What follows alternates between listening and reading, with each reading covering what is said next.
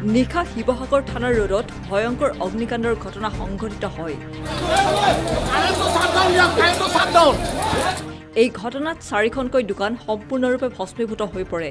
জানিব পৰা মতে এখন গেলামালৰ দোকানৰ পৰাই জুইৰ সূত্ৰপাত ঘটে আৰু মুহূৰ্ততে জুইৰ লেলিহান সমীপৱৰ্তী দোকানসমূহকো আগুৰি ধৰে।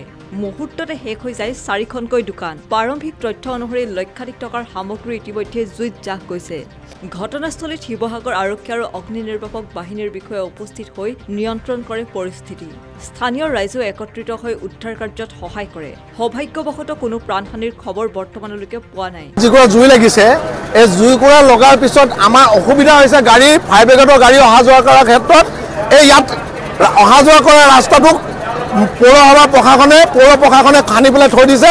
আজি এসপ্তাহ হ'ল, 4 দিন 5 দিন হ'ল, কিন্তু আজিলৈকে কোনো কাম নলগোৱা নাই। আৰু এইটো এটা আমাৰ এই জুইকোৰা নুমোৱাৰ ক্ষেত্ৰত কিন্তু আমাৰ আজি বাধাৰ সৃষ্টি হৈছে। এইটো এই জুইকোৰা নুমোৱাৰ ক্ষেত্ৰত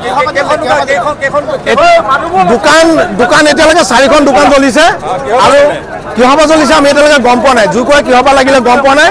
8টা বজাত তেওঁলোকে দোকান বন্ধ কৰি গৈছে, তাৰ পিছতে জুইকোৰা লাগিছে। গেলামাল দোকান, হয়, গেলামাল দোকান। অন্যান্য বাতৰিৰ বাবে চাই থাকক নিউজ ডেস্ক ৰিপৰ্ট।